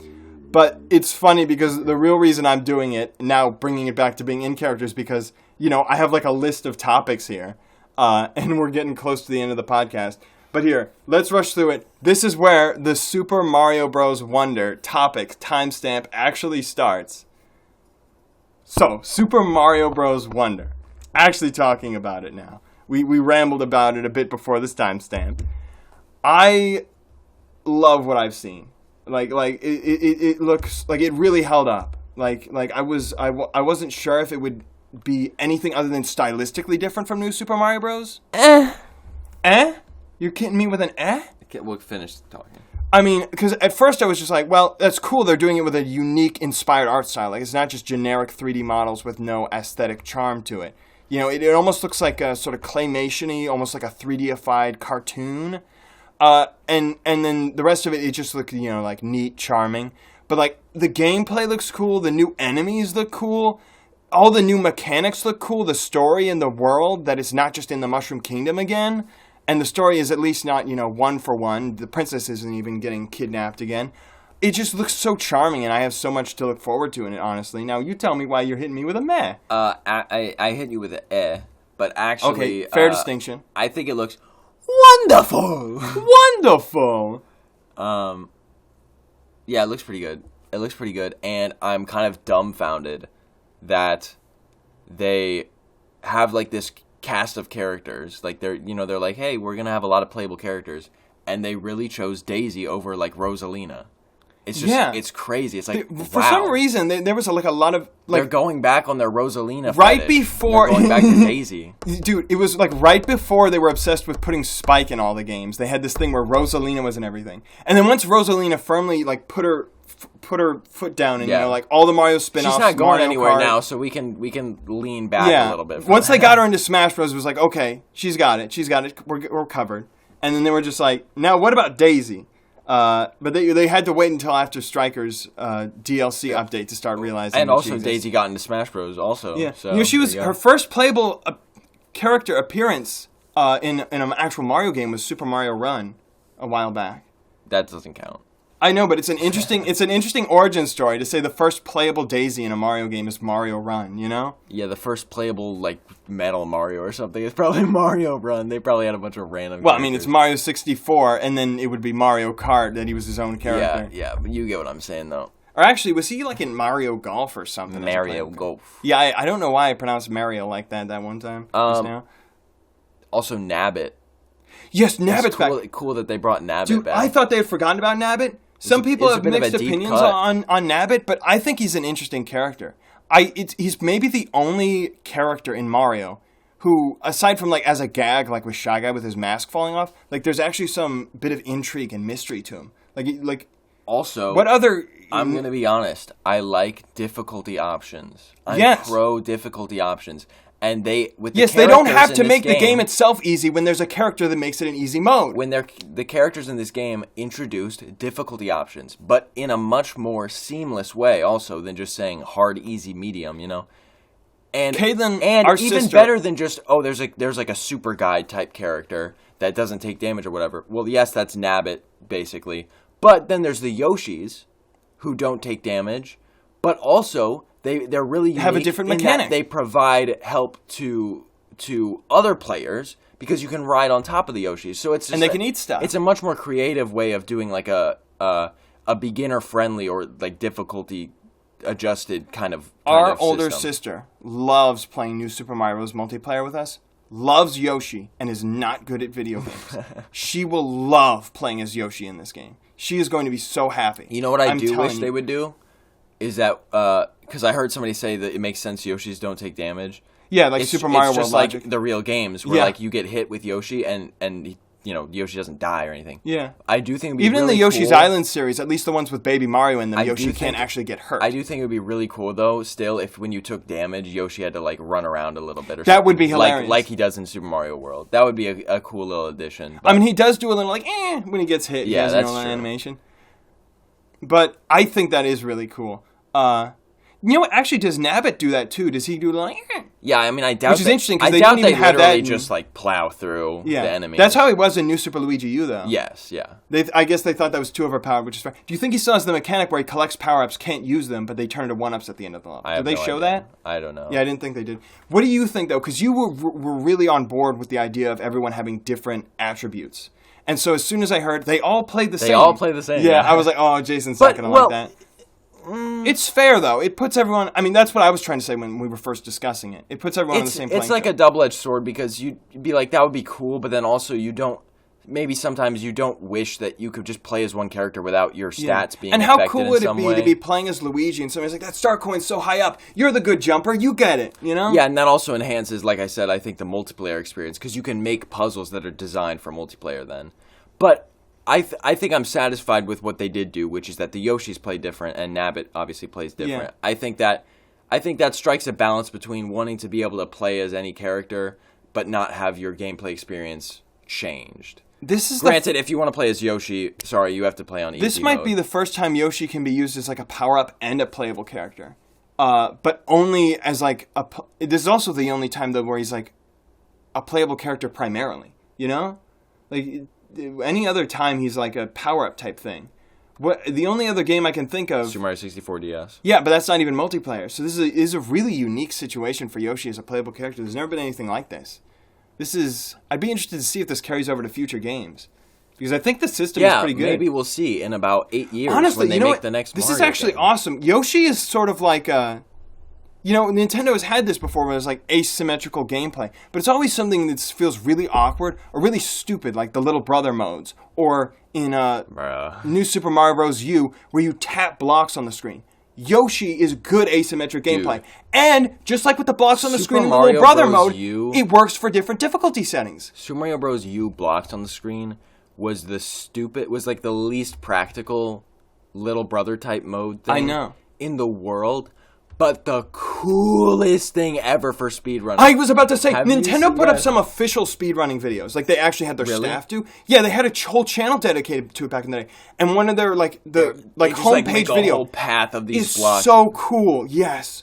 Oh, my goodness. Yeah, you gotta look it up. Yeah, look up videos of them in Super Mario Bros. U playing with the blocks, and there's some crazy stuff you can do. Oh, and they would do you know about, like, what is it? When you get all the star coins or when you get 99 lives or something like that, it's a hard mode for the asymmetrical block placement. Yeah. The tiny blocks.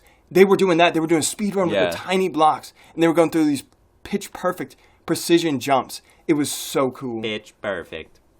Doing wall jumps and wall kicks and Speaking perfect of hops, triple jumps off of them and everything. Pitch perfect. Wario's voice is going to be changed. We already talked about it on the Yeah, last and podcast. But what I've heard of Wario's voice has not sounded good. But well, do you have more actually, to say about that? Yeah, I'm just because I still I'm have more to just talk about curious- Mario Wonder.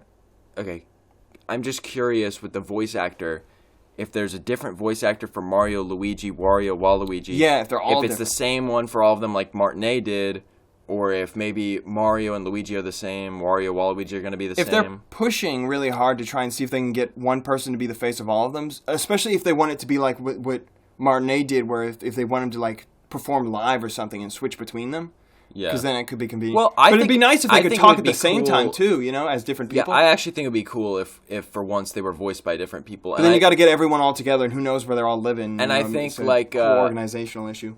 Like, I really liked in the Mario movie how Mario and Luigi sounded very distinct. Yeah. Like, they sounded like brothers, but they had their own distinct voices. I think that'd be cool in the games. And I will say, from what I've heard in the demo so far, it kind of does sound like it's two different voice actors. I'm not completely could be. sure, but at the very least, if it wasn't, that could explain why the Wario isn't. I wanted to finish it. If it is the okay, if Broken it is Record, the go. same voice actor, you told me. Remember, just to keep talking and to interrupt me, so I did it. If it is the same voice actor, I can say at the very least that the Mario and Luigi voices do sound distinct. Yes. More distinct than how Martinet did it. I was going to say, this is a problem which I had. actually like. I was trying to say that Martinet's voices have changed over time, how he does them for the characters. I genuinely do not like his modern... If there's one good thing that's come out of this, I do not really like his modern Luigi voice. His old Luigi voice is like, Yo-ho, it's me, Luigi! Yeah, I was going to say, my favorite And like Luigi Mario's voice like, line is... it's like, oh no, Mario. It's like super nasally, and it's like, he always sounds like he's like about to throw up from social My anxiety. favorite Luigi voice clip is, Yay! Yeah, hey! Yeah, that one. It's me, Luigi! Now it's like, oh, Mario. Hey, Mario. I was talking to But- Princess Daisy. But the voice actor, from what I've heard of the voice clips Luigi in the demo gameplay I've seen of Wonder, he sounds pretty cool. He sounds different from Mario. He has a little bit of that more, yay! Yeah, hey! to him. It's just something a little bit more different. Luigi. But it sounds Luigi, so I like it so far. I might actually like the Luigi voice more than the Mario voice from what I've heard, but I've heard very limited amount, so I don't know. Yeah, I wasn't paying enough attention to the Luigi. I actually got to go back and replay that. You got to watch the demo. Oh, yeah, then you can for really sure, hear their voices. Because you said there was a new Let's Go, and I didn't even hear it. There was much music in the trailer to hear much. What was I going to say, though? Oh, yeah, if they are trying to... talk about Elephant, Peach, and Daisy? I am going to, but I was going to say real quick... Oh, you want to talk about Balloon, Peach, and Daisy? Oh, no, yeah, I forgot about that. I forgot about that because it's not a unique power-up. It's part of the Wonder... I keep hearing people call Super Mario Wonder a DeviantArt game. It's funny, because the first joke they were making is obviously the Wonder Flower is like, it looks like a drug reference. Yeah. And now which is, it's fitting for Mario. That's what they've been saying since the beginning with the mushrooms. We've got the elephants, which is like... But you know what? People have been saying that since the beginning with the Pea Balloon in Mario World, too. I know, yeah, but we have the... So it's on brand. Elephants, which is like furry, or whatever, scaly, I guess. That's true. They do have, like, scales, mammal scales. Yeah. That's funny, dude. So you got that. I never would have thought of that. You got the furry aspect of it, and then you have the balloons, which is the inflation. If you know, you know. You know what I'm saying? Elephant is almost like inflation. I was about to say that's what people were originally saying. The elephant was already like a combination of like we had enough inflation, and then in the direct they're just like, and Mario can turn into a balloon, and I just went. I wish you could have seen the gesture. I was like, it can't just be Mario, and then they show inflated Peach, and I'm just like, But you know what? I love Nintendo not giving two tiddlywinks about this. Fetishists? Because I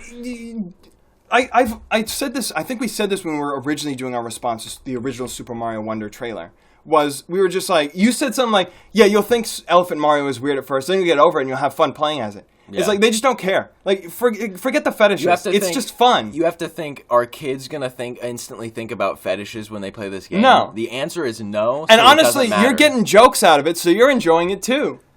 Probably. Yeah. It's like, it's funny at first, but I think it's going to stop being funny pretty quickly. It's going to be like, okay, it's just fun.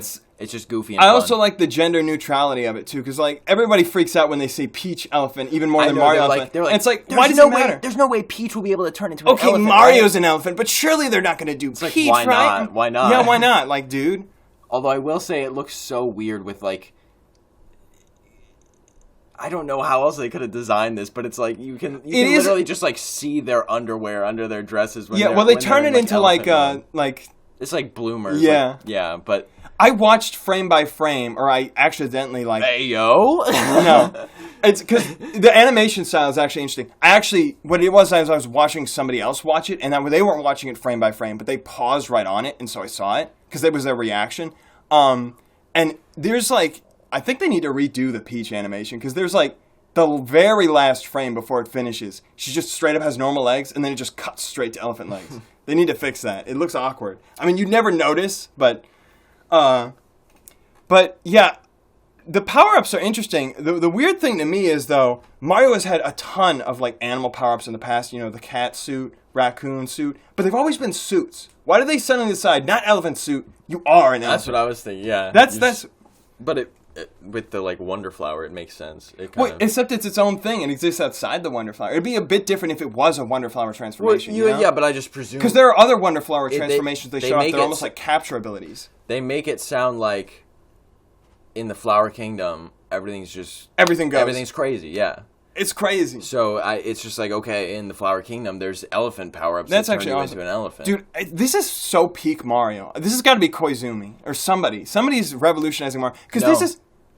It's somebody else completely who directed and produced it. Well, whoever Nintendo has got assigned to this, they're doing wonders. We can credit them really quick. But they're doing wonders. Oh, dude, I didn't even realize. But Koizumi did good, too, because, you know, he was behind... Here's a picture of them. It's producer Takashi Tezuka and director Shiro Muri. Shiro Muri, I'm not sure if I've heard of that, but Tezuka, he's since the original Mario. Really? Yeah. He was, like, the second to Miyamoto, if I remember correctly. There you have it. I didn't know either of those names, but it's funny though because I think he was the one who was originally all for like putting eyes on everything in Mario, like on the hills and everything. And I thought of him as soon as I saw the eyes on the pipe and it started moving in the first Wonder Flower reveal. You know. So that's funny if he's more involved in. But no, I only have one final comment to say. So this I'm feels just gonna, so on brand Mario. I'm just gonna get it out really Super quick. Mario Odyssey felt like it could have been like I just- made back in the Super Mario 64 era with with better technology, and this feels like it could have come like right after Super Mario World. Yeah, you can speak. We were talking about the elephant designs. Toad's elephant The design. elephant in the room. Toad's elephant. Toad elephant. Toad elephant. Is how else do I say that? Elephant toad. Toad elephant. Elephant toad is really cool. Oh yeah, That's what I I was heard some gonna say. people say it's the weirdest looking one. I was like, nah, he's just sort of like the No, I stick don't think figure. so. Of the Mushroom King. But that's a good point. I was gonna say I like that. the Toad elephant, and I love his pants. I love his pants. I hate, if you know me, I hate Toad as a character, but his pants are so cool. It's like the what is it? It's like a Arabic style. Yeah, Arabian saggy Yeah, pants. yeah. I love that the love Mario it. movie made them look more like that. So many people like to say they wear diapers, and it's true. They have really stubby legs, so you can't tell. But with the elephant, Yes, the pants just finally. look so drippy. Pants reveal. The pants They're are so drippy. dripped out. But you reminded me what I was gonna say. There was an Oh, and Toadette. Also, yeah. they revealed Toadette. yeah, Toadette. They're bringing back the whole cast, blue and yellow. Do you remember Toad. people were mad that there wasn't Toadette? Yeah. Weren't they? And then they just dropped Toadette, so it was like, okay, there you Yeah, go. and they got blue and yellow Toad. And Captain Toad was there on the world map. Did you see it? No. He was. They As showed like him. extra levels? Yeah, Yeah. well, I don't know yet. Well, but he was there. They showed there was like challenge levels. Yeah, it might be. There was like a time challenge level. that Yo, they showed. imagine 2D Captain Toad levels. No jumping. It'd be just like Super Mario Maker. Some people in Super Mario Maker did that. But I was going to say, the reason why Peach looks weird in some of these transformations, though, and my one thing that I will hand to people about it being a bit weirder for her, and you reminded me of this with Toad. Their skin color. No, and you might have noticed there was a lull. This was me trying to remember this back a while ago, and I blanked. It's because she's way less cartoonishly like proportioned than Mario. So when you do cartoonish things to her, Yeah. it's like a bigger contrast, Yeah, and it like that is stands out true. more. Well, I also heard people talk about it's weird how all the other elephants are just elephant colored, but Peach and Daisy are pink and like orange yellow. Yeah, skin. they got a little bit of I think that was sexism in there. I They think that got to was- be pretty elephants. Yeah, I was. That's exactly what I was thinking. Is they're like trying to be like. But then girly again, pop like elephants. it's so in character. Like I couldn't imagine Peach Yeah. looking any different. And that you to know? me, that's like it's no big deal. But here, I have a few notes here. Let me see. Well, first of all, I have to pee so bad, dude. And we're 1 hour. We like reached our time limit. I'm sorry. How many notes? Is it that entire red bracket? Oh, the first one, yeah, but we covered half of it already. Dude, well, no, we don't have time. This is just becoming like our Mario We're gonna discussion. have to either speed run it or can it. No, here, I'll speed run it then. I'll Go. speed run. Go. Okay, the power-ups I thought were a little bit interesting in that they're creative, but not exactly original. The drill helmet reminds me of like the drill. Oh, I wanted to say the drill helmet is just ripped from Mario this Luigi is- RPG. No, that's all I want to say. Yes. It's ripped. And It's ripped. It's proof that they're bringing back Mario and Luigi RPG. I'm all in, placing my But wait, they cards gotta on. wait for us. We're directing it, remember? Well, then they will. That means Me we're and gonna Jason have these. We're gonna get a mail in the letter. Or continue. Go. It's my job to make grandiose fantasies, but sometimes Jason shares them with me. What I was gonna say, it actually reminded me of. Well, I wanted to say really quickly. It's funny because this is exactly what happened in our Mario movie discussion. You're like, "Are we really gonna keep going?" And it's like, "Fine." And I make the next point, and you're immediately like, "Ooh, that's a good point." And then you get all excited. But it reminded me of Super Mario Galaxy more. You know, the drill item.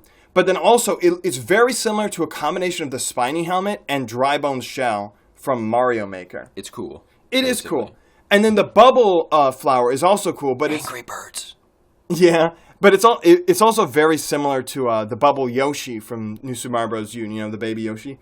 And just looking at it, the elephant power up, it almost just looks like straight up Rambi from like Donkey Kong. Like you just automatic melee attack when you run into things and break stuff. And it's very similar, you know, rhinoceros, elephant, giant jungle animal. But specifically, they stole the. I don't think elephants are jungle animals, but okay.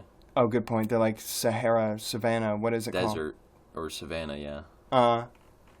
That's actually a good point. They're lumped in with like probably because of zoos. Zoos, why? Why they're lumped in. Zoos are the biggest killer of children's minds. Exactly. They're like, yo, tigers and giraffes and elephants all live together. you hold hands in circles around the watering hole. I saw this on The Lion King. I picked the 3 animals that could live together in this in a similar environment. that But actually you is get the funny. point, you get the point. You tried. Okay, alligators and giraffes live together? No. Actually, there are alligators in that. You can't think of any. No, crocodiles. Alligators would not be. Right. I forgot the distinction. Anyways, you made me lose my train of thought. They straight up took the aesthetic inspiration, the Game & Watch-esque sunset levels from Donkey Kong Country, the new Donkey Kong Country games. Did you notice that? They just straight up took it over. They had one. Well, are you going to talk about the invisibility power-up? Yes. That's a weird one. Well, here, it's not a power-up, it's a badge. I was going to say, that's another thing that feels like a callback to something. Super Mario RPG? Again! Well, no. They had badges in Super Mario RPG. Yes. They're stealing. But you're closed-minded because you only know, and I only do too. No, but I just want to believe. He just wants to believe. But here's the thing. I just got an email from Nintendo of America. Oh, dude, I'm gonna have to denoise that was. It's Look at the rhythm on that, though. It's Jover. You could drop a BC. It's Jover. Hurry. Okay, dude, I'm sorry. You're stressing me out. I'm about to pee in this cup. This is just like our outdoor podcast episode. Okay. Oh, you're making me lose my train of thought. Oh, my word, Jason. Hold on. Okay, I have to be honest. I completely forgot what we were talking about. Badges. Yes, okay. Full disclosure, I have not played the two most critically acclaimed original entries into the Paper Mario series.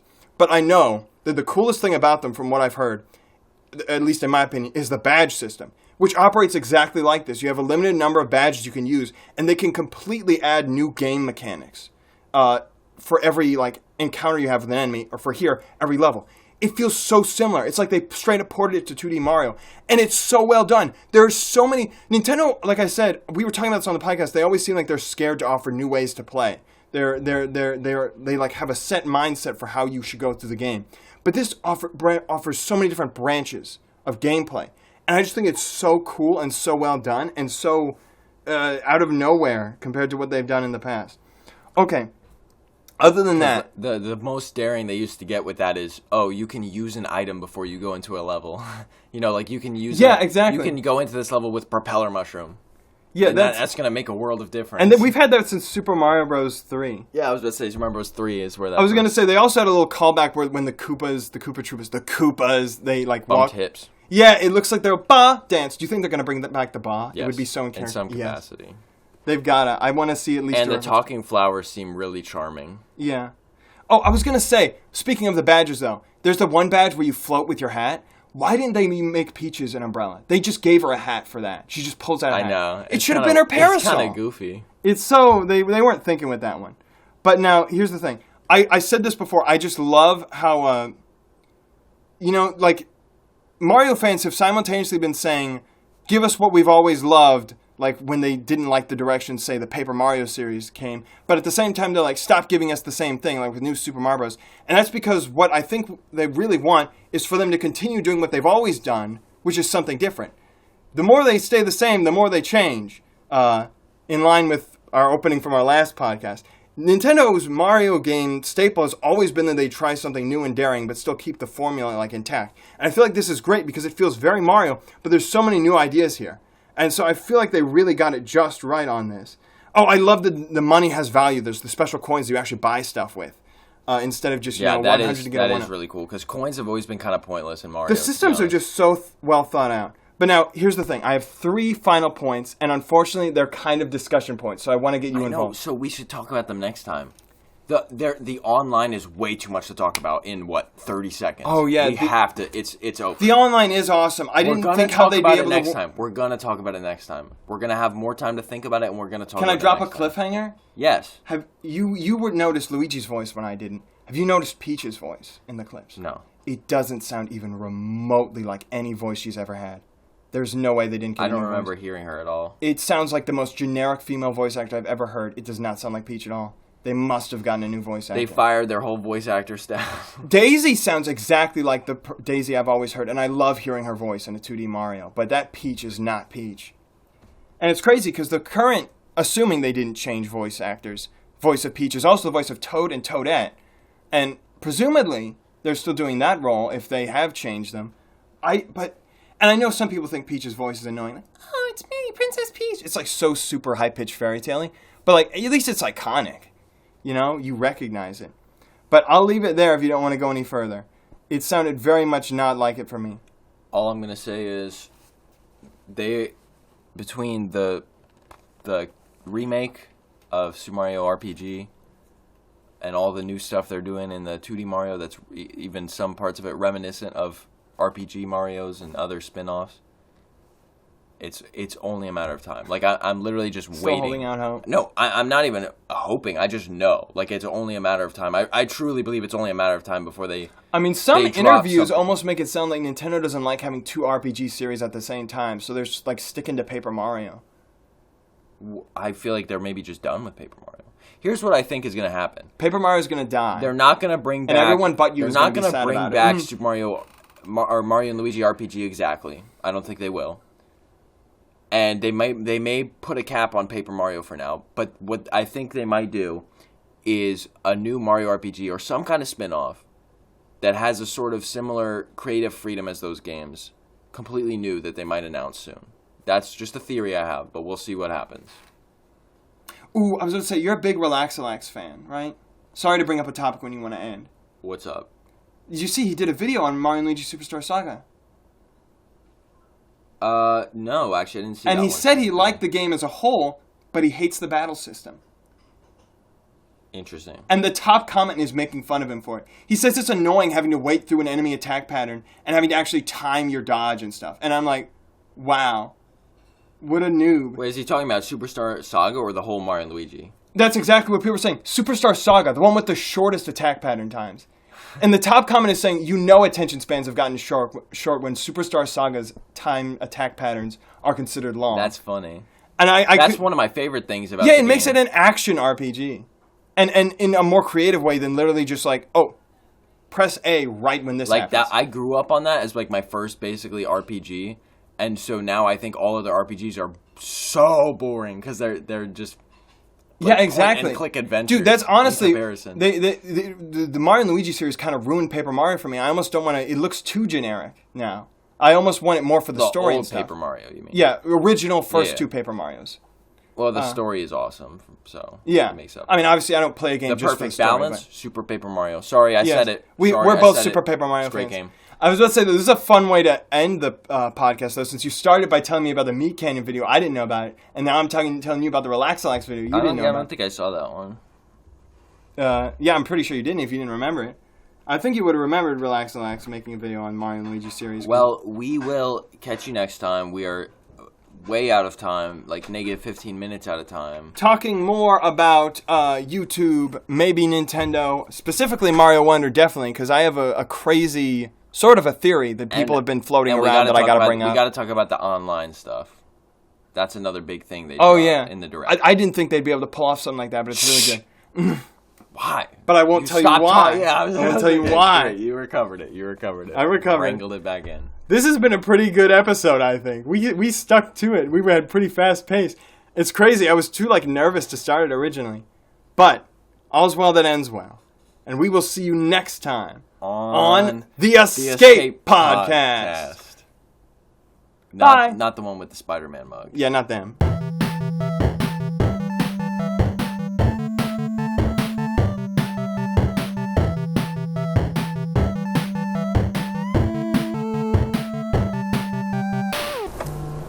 What is it? What was that? Somebody's messaging us. Probably not important things. It's a cat picture. It's just a cat picture. I mean, that's moderately important. I'm gonna pee in this cup, even though I don't have to anymore, just because it would be fun. Do it. No! Oh my goodness. He's actually posing with it. Real pee. That was Real real. pee. 100% real pee. Okay, enough of that.